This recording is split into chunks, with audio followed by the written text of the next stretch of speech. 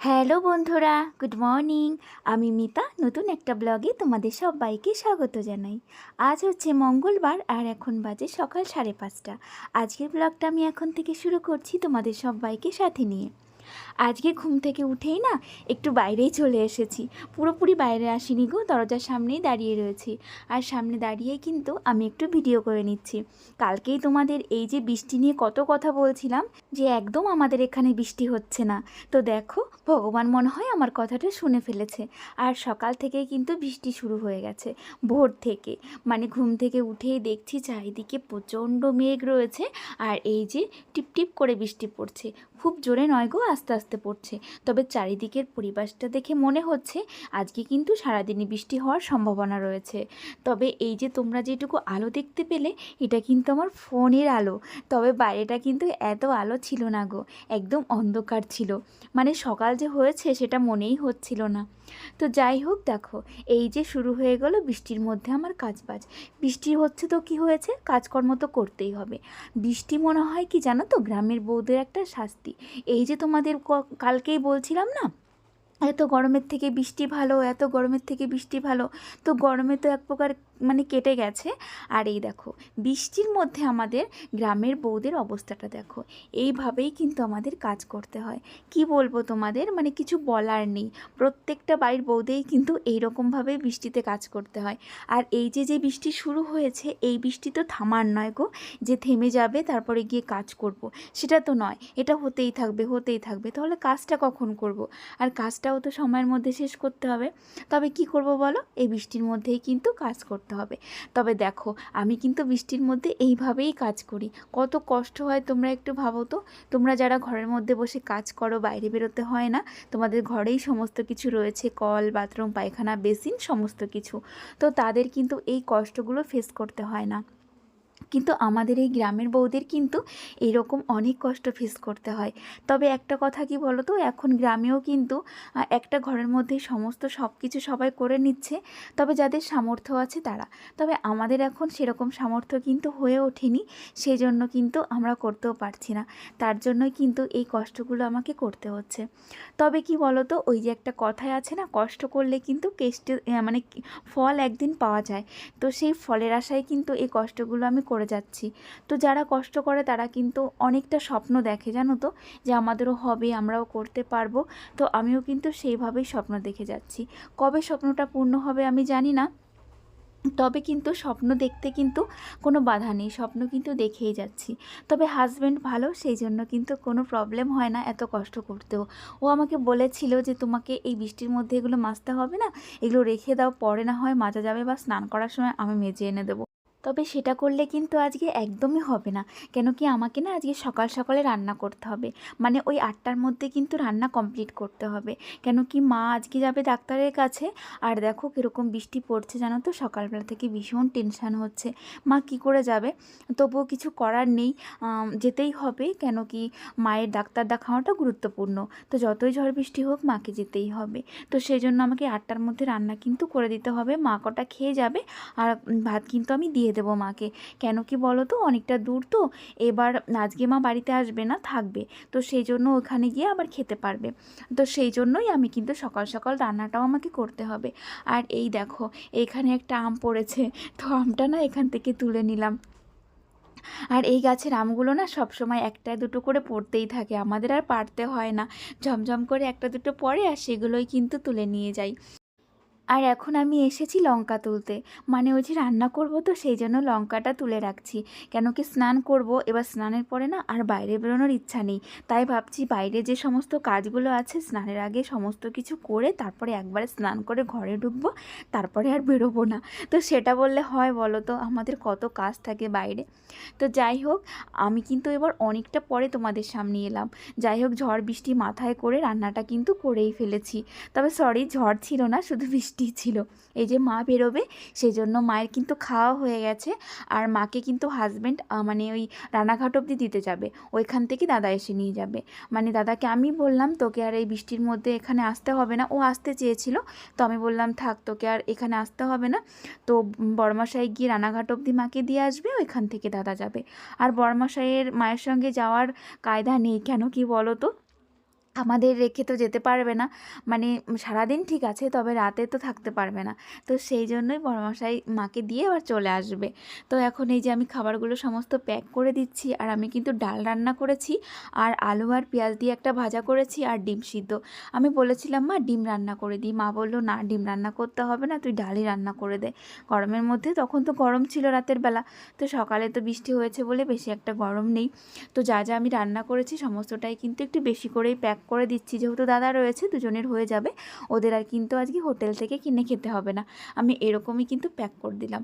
আর এই যে ডিমটা আমি এই দেখো, এই যে আমুলের এই কৌটোটার মধ্যে না ভরে দিলাম। দুটো ডিম না হেভি সুন্দর কিন্তু এর মধ্যে সেট হয়ে যায়। আমি দারুণ একটা জিনিস খুঁজে বের করেছি। আর এই যে টিফিনগুলো আমি প্যাক করছিলাম, আর বড়মশাই না আমাকে একটু হেল্প করে দিচ্ছিল। একা একা এর মধ্যে ভরা যাচ্ছিল না বলে ও আবার একটু হেল্প করলো। ওইদিকে মাও রেডি হয়ে গেছে, বড়মশাই রেডি হয়ে গেছে। আর মাম্মাম সোনা কিন্তু এখনও ঘুম থেকে ওঠেনি। তো চলো এগুলো মায়ের ব্যাগে ভরে দিই। আর মা এই যে বললাম না রেডি হয়ে গেছে, আর ওনটা কিন্তু বেরিয়েও পড়েছে। তো মা বলছে যে সোনা এখন ঘুমাচ্ছে, ওকে আর তুললাম না, আমরা বেরিয়ে পড়ছি। মা ওই ঘরে একটু ঠাকুরকে প্রণাম করতে গেল, তারপরে কিন্তু বেরিয়ে পড়বে। আর মাম্মাম উঠে কিন্তু দিদুনের কথা বলবে, জানো তো। দেখো এই যে মা এখন বেরিয়ে যাচ্ছে, আমারও খারাপ লাগছে। মা যেদিন ডাক্তার দেখাতে যায় না আমার ভীষণ খারাপ লাগে, কেন কি সারাটা দিন না মা থাকবে না, কালকেও থাকবে না, মা পরশু দিন আসবে। তো সেই জন্য একটু খারাপ লাগে। তো সবসময় মায়ের সঙ্গে থাকি তো। আর মা এখন দেখো কত রোগা হয়ে গেছে। তো যাই হোক, এই যে হাজব্যান্ড আর মা বেরিয়ে যাচ্ছে, আর আমি একটু এগিয়ে দিয়ে আসবো, তারপরে এসে আবার কাজকর্ম শুরু করব। আর আমি কিন্তু সকালে তাড়াহুড়া করে রান্নাবান্না করতে গিয়ে পুজোটা দেওয়া হয়নি, কেন কি পুজো দিতে গেলে কিন্তু রান্নাটা টাইমের মধ্যে আমি করতে পারতাম না। তো সেই জন্য না এখন আমি পুজো দিয়ে নেব। তবে আমি কিন্তু স্নান করার পরে কিছুই খাইনি, এখন একটু হাত মুখ ধুয়ে তারপরে পুজোটা দিয়ে নেব। আর দেখো বৃষ্টি কিন্তু এখনও থামেনি, অনবরত বৃষ্টি হয়েই যায়। আর আমি কিন্তু ছাতা মাথায় দিয়ে সমস্ত কাজ করছি। ফুল তুলে নিয়ে এলাম, এবার ঠাকুরের বাসনগুলো সমস্ত মেজে নিয়ে তারপরে কিন্তু ঘরে যাব, আর তারপরেই পুজো দিয়ে নেব। তোমরা এবারে বুঝতে পারছো আমার বৃষ্টিতে আমাদের গ্রামের বউদের কি অবস্থা হয়। মানে একটা শাস্তি বলতে পারো আমাদের গ্রামের বউদের বৃষ্টি হলে। তবে এই যে কদিন ধরে কিন্তু ভগবানকে ডাকছিলাম যে একটু বৃষ্টি হোক, তাতে অসুবিধা নেই, একটু কষ্ট করলেও তবে যখন ঘরে থাকছি তবে কিন্তু তখন কিন্তু অনেকটা শান্তি লাগছে। ওই যে গরম লাগছে না, আজকে কিন্তু ওয়েদারটা দারুণ, সেই জন্য না চুড়িদারটা পরেছি, যেহেতু ঠান্ডা ঠান্ডা ওয়েদারটা রয়েছে, তাই ভাবলাম আজকে এই কুর্তিটা পরি। কি মা, তুমি দেখো নি কোথায় গেল দিদুন? তুমি দেখো নি মা, শোনো। হ্যাঁ দেখো নি, দিদুনকে খুঁজে পাচ্ছ না কেন? লুকিয়ে গেছে? দিদুন তো ডাক্তারের কাছে গেছে। হুম, ডাক্তারের কাছে গেছে তো। দেখলে তো, মেয়ে ঘুম থেকে উঠেই দিদুনের খোঁজ করছে। ও ঘুম থেকে উঠে দেখতে পায়নি, সেই জন্যই উঠেই বলছে মা দিদুন কোথায় গেল। তো যাই হোক, মামামকে বললাম ডাক্তারের কাছে গেছে, তখন মামাম কিন্তু চুপ হয়ে গেল, আর কিছু বলেনি। আর সৌরভী নামে একটা বুনু তুমি কমেন্ট করেছো যে আমি সেকেন্ড পেমেন্ট পেয়েছি কিনা। না গো বুনু, এখনও পাইনি গো সেকেন্ড পেমেন্ট। সত্যি কথা, কবে যে পাবো বুঝতে পারছি না। সত্যি গো, ইউটিউবে মানে টাকা ইনকাম করা যায় এত কষ্টের, আমি জানতামই না। এখন আমি সেকেন্ড পেমেন্ট পাইনি, তবে আমি যখন পাবো অবশ্যই কিন্তু তোমাদেরকে জানিয়ে দেবো। আর আমার সোনা দিভাই পায়েল দিভাই কমেন্ট করেছো, তুমি একটু নিজের যত্ন নাও মিতা, রেস্ট নেবে রোজ দুপুরে, নাহলে কিন্তু অসুস্থ হয়ে যাবে। ভিডিও বানাতে গিয়ে নিজেকে এত কষ্ট দিও না, খুবই বেশি খাটনি হয়ে যাচ্ছে কিন্তু তোমার। তো ভালো থেকো। হ্যাঁ গো দিভাই, সত্যি কথা বলতে ভিডিও চক্করেই সত্যি কথা বলতে আমার ভীষণ খাটনি হয়ে যাচ্ছে। তবে কি করব বলো, এত খাটনি করি তবুও কিন্তু সেই পরিমাণে ভিউজ আমার আসে না গো। সেই জন্য মনটাও আরও বেশি খারাপ হয়ে যায় আর বেশি রাগ হয়ে যায় জানো তো। তো কি করব, কিছু করার নেই, এটা তো আমার হাতেই কিছু নেই। তোমরা তো দেখছোই আমি কিন্তু যথেষ্ট খাটনি করি আমার ভিডিওর পেছনে, আমি কিন্তু সময় দিই, যথারীতি যথেষ্ট সুন্দর করে ভিডিও বানাই, তবুও সেই পরিমাণে ভিউজ নেই। সকালে রান্না তো খুব তাড়াতাড়ি হয়ে গেছিলো, তো তারপরে মাম্মাম ঘুম থেকে উঠলো, মাম্মামকে ফ্রেশ করিয়ে দিয়ে আমরা কিন্তু খাওয়া দাওয়া করে নিয়েছি মা আর মেয়েতে। আর হাজব্যান্ড আর মা তো আগেই খেয়ে চলে গেছিলো। তো তারপরে আমি দেখো এসেছি এখন বিছনা এই ঘরটারগুলো গুছিয়ে নিতে।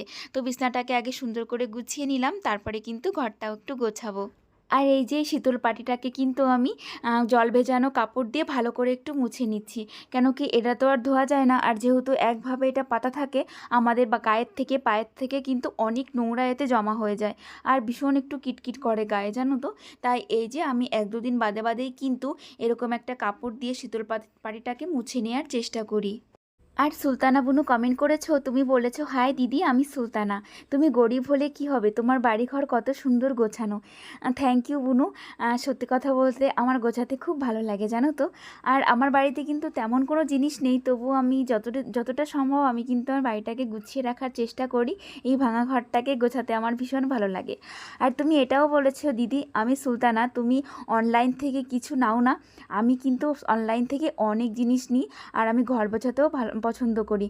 আমার যখন বিয়ে হয়েছিল আমার হাজব্যান্ডও ইনকাম ছিল না, তবে এখন ভালো ইনকাম করে। অনেক অনেক অনেক খুশি হলাম এই কথাটা শুনে।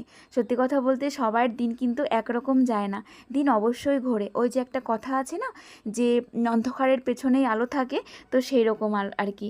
এখন হয়তো আমার জীবনে অন্ধকারের মতনই জিনিসটা রয়েছে, তবে সামনে হয়তো আলো আসতে চলেছে।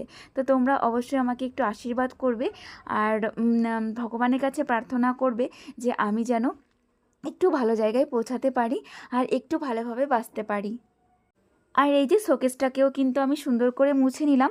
আর এই সমস্ত ফার্নিচারগুলো জানো তো পরিষ্কার পরিচ্ছন্ন করে না রাখলে কিন্তু একদম ভালো দেখতে লাগে না, আর তাড়াতাড়ি নষ্ট হয়ে যায়। আর এই যে আমার ঘরে যেসব জিনিসপত্র রয়েছে সেগুলো কিন্তু আমার বিয়ের জিনিসপত্র, 6 বছর হয়ে গেছে। তোমরা কি ভাবতে পারছো যে এগুলো 6 বছর পুরনো মনে হচ্ছে দেখে? আমার এগুলো যত্নের জন্যই কিন্তু এত সুন্দর রয়েছে। তো এই যে ফ্রিজটাও আমি এখন মুছে নেব। আর ফ্রিজের গায়ে কিন্তু আমি আর কোনো কাভার দিচ্ছি না, উপরেও কিন্তু কোনো কাপড় টাপড় কিছু দিচ্ছি না। কেন কি একবার তোমাদের জানিয়েছিলাম মনে আছে, আমার ফ্রিজটা গরম হয়ে যাচ্ছে, ডিস্টার্ব করছে, ভেতরে ঠান্ডা হচ্ছে না। তবে তার জন্য কিন্তু মিস্ত্রি আনা হয়েছিল, তবে মিস্ত্রি বলল তেমন কিছু হয়নি, ঠিকই আছে, হয়তো জানি না কি হয়েছিল, হয়তো আমাদের মনের ভুলও হতে পারে। তবে উনি বলে গেছিলেন যে আমরা যেন ফ্রিজের ওপরে কোনো কিছু ভারী কিছু না দিই, বা কোনো কাভার না দিই, বা ফ্রিজের গায়েও যেন কোনো কিছু না দিই। তো সেই জন্য আমি না সমস্ত কিছু খুলে ফেলেছি জানো তো। কেন কি একটা ফ্রিজ নষ্ট হয়ে গেলে না সারাতে গেলে অনেক পয়সার দরকার পড়ে যায়। তো সেই জন্য একটু যত্ন করে রাখি যাতে নষ্ট না হয়। ওই যে ঘোড়া কিনলে চাবুক কিনতেই কিন্তু শেষ হয়ে যেতে হয়, এমন একটা ব্যাপার আর কি। তো সকালে কিন্তু আমি ঘরটা ঝাড় দিয়েছিলাম, তবে তেমন ভালো করে দেওয়া হয়নি, কেন কি তাড়াহুড়া করে ঝাড় দিয়েছিলাম, তো সেই জন্য এখন এই যে ঘরটার সমস্ত কিছু ঝেড়ে পুছে আমি কিন্তু ভালো করে ঘরটাকে ঝাড় দিয়ে নিচ্ছি। অমৃতা বুনু কমেন্ট করেছো, তুমি বলেছো খুব ভালো লাগলো ভিডিওটা দিদি ভাই, তোমার ভিডিও দেখতে ভালোই লাগে কিন্তু সময় হয় না গো। ওই তো একটা প্রবলেম, সত্যি কথা বলতে আমাদের গৃহিণীদের সত্যি কথা কাজের ফাঁকে না সময়ই থাকে না। তবে তার মধ্যে দিয়ে কিন্তু আমরা সময় করে ওর ভিডিওগুলো দেখে নিই, তাই না বলো? আর রত্না লাইফস্টাইল থেকে রত্না বুনু কমেন্ট করেছো, কেমন আছো আপু? আমি অনেক ভালো আছি, তুমি কেমন আছো বুনু? ইউটিউবে ঢুকেই দেখি তোমার ভিডিওটা সামনে, তো আর কি দেরি করা যায়, তোমার ভিডিও দেখতে শুরু করে দিলাম। বিশ্বাস করো তোমার বাড়িটা অনেক সুন্দর, বাইরের পরিবেশটা আরও বেশি সুন্দর, কি সুন্দর সবুজ প্রকৃতি, তোমার মিষ্টি কথা আর তোমার কাজ জাস্ট অসাধারণ, অনেক ভালোবাসি আপু তোমাকে। Thank you thank you thank you. সত্যি কথা বলতে তোমাকে কি বলে ধন্যবাদ দেবো আমি জানি না, কেন কি তোমার এই কমেন্টসটা বলে না আমার মনটা ভরে গেল জানো তো বুনু। আর এভাবেই আমার পাশে থেকো, আর এভাবেই কিন্তু আমার ভিডিওগুলো দেখো। আর বাইরে কিন্তু বৃষ্টি হচ্ছে জানো তো। আর আমি না একটু তাড়াতাড়ি করেই ঝাড় দিচ্ছিলাম, যাতে করে তাড়াতাড়ি করে ঝাড় দিয়ে আমি দরজাটা আটকে দিতে পারি। আর এর মধ্যে কিন্তু মামামকেও স্নান করিয়ে দিয়েছি। আর মামামকে কেমন করে স্নান করালাম জানো? ছাতা মাথায় দিয়ে। মানে কি বলবো, সেটা তোমাদের সঙ্গে শেয়ার করতে পারিনি, কেন কি সেটা শেয়ার করলে আবার ওই যে ইউটিউব থেকে কিন্তু কপিরাইট দিয়ে দেবে। তবে আজকে কিন্তু হাস্যকর একটা ব্যাপার ছিল জানো স্নান করাতে, কেন কি ওই যে ছাতা মাথায় দিয়ে মামামকে স্নান করালাম। বৃষ্টি তো থামার নয়, তবে মামামকে কি করে স্নান করাবো? আগে কি করতাম জানো ছোটোবেলাতে? আগে তো আমি ধামাই করে বারান্দায় জল নিয়ে আসতাম, তারপরে বারান্দায় বসে বসেই মামামকে স্নান করাতাম ছোটোবেলায়। তো এখন তো বড় হয়ে গেছে, সেইভাবে তো স্নান করানো যাবে না, তাই ছাতা মাথায় দিয়ে কলের পাড়ে গিয়ে মামামকে তাড়াতাড়ি করে স্নান করিয়ে আবার নিয়ে চলে এসেছি। তো এই হচ্ছে ব্যাপার। তো সকালে তো ডাল রান্না করেছিলাম, আর হচ্ছে পেঁয়াজ দিয়ে পটল ভাজা করেছিলাম। তো এখন দেখো আমি একটু ডিমের ঝোল রান্না করছি। যেটুকু ডাল ছিল আমাদের কিন্তু দুপুরে হয়ে যেত, তবে তাহলে আমাকে রাত্রে আবার রান্না করতে হতো। তাই ভাবলাম থাক বাবা, এখনই আমি রান্নাটা সেরে ফেলি, তাহলে রাত্রে আর আমাকে রান্না করতে হবে না। তাই এই যে দেখো আমি ডিমের ঝোল রান্না করে নিচ্ছি। আর ডিমের ঝোলটা কিন্তু বরাবরই আমার খুব সুন্দর হয় জানো তো। তো আজকে কিন্তু খুব সুন্দর হয়েছিল, তবে আমি কিন্তু একদম সিম্পলভাবে রান্না করি, কোনো মশলাপাতি কোনো কিছু দিই না, তবুও কিন্তু আমার ডিমের ঝোলটা কিন্তু খুব সুন্দর হয় জানো। কেন কি তোমাদের দাদাভাই মানে খেয়ে কিন্তু খুব ভালো বলে, সেই জন্য আমারও খুব ভালো লাগে। আর আমারও মনে হয় ডিমের ঝোলটা মনে হয় আমি একটু ভালোই রান্না করতে পারি। আর এই দেখো ডিমের ঝোলটা কিন্তু হয়েও এসেছে, এই যে। আর এদিকে আমি রান্না করছিলাম, আর ওইদিকে মাম্মাম কি করছে চলো একটু দেখে আসি। আমি না একটু লুকিয়ে লুকিয়েই যাচ্ছি, যে মাম্মাম কি করছে সেটা দেখব, ওকে কোনো আওয়াজ দিইনি। তো দেখো ও কিন্তু দেখতে পাইনি, ওই দেখো এখানে টিভি চালিয়ে দিয়েছি ওকে, আর আমি রান্না করছিলাম, আর কি একটা পেয়েছে সেটা নিয়েই দেখো কি করছে। আর আমাকে দেখে দেখেছো কি আনন্দ করছে। ভেবেছিলাম এই যে যে কথাবার্তা হচ্ছিল মা মেয়ের মধ্যে, এটা তোমাদের শুনতে দেব, তবে না ওই যে টিভি চলছিল তো আমি ভুলে গেছিলাম, সেটা কপিরাইট দিয়ে দেবে, তাই আবার ভয়েসটাকে না আবার মিউট করতে বাধ্য হলাম। আর মাম্মা আমি এসেছি কত খুশি হয়েছে, আমাকে দৌড়ে এসে জড়িয়ে ধরতে চাইছে। আমি বলছি যে কি করছো, তো সেটাই বলছে ও কি করছে এখানে। তো আমি মাম্মামকে টিভি চালিয়ে দিয়ে তারপরে কিন্তু রান্না করতে গেছিলাম। প্রতিদিন তো এই টাইমটাও দিদুনের সঙ্গে থাকে, দুজনে মিলে টিভি দেখে, খুনসুটি করে, কত কিছু নাই করে। তো আজকে তো দিদিন নেই, মাম্মাম একা হয়ে গেছে, আর হাজব্যান্ডও এখনও বাড়িতে আসেনি। ও বললো ও পড়িয়ে তারপরে একবারে বাড়িতে আসবে, তো সেই জন্য একটু লেট হচ্ছে। আমি বললাম ঠিক আছে, বৃষ্টির মধ্যে তুমি একবারে পড়িয়েই বাড়িতে আসো। আর এই যে কষা কষা ডিমের ঝোল কিন্তু আমার হয়ে গেছে, এখন কিন্তু বন্ধ করে দিয়ে তারপরে কিন্তু এটাকে নামিয়ে নেব। তবে ডিমের ঝোলটা তোমাদের কেমন লাগলো অবশ্যই কিন্তু জানাবে। তো আজকের ভিডিওটা আর বেশি বড় করব না, এখানেই শেষ করব। তোমরা সবাই ভালো থেকো, আমরাও ভালো আছি। তোমাদের সবাইকে টাটা।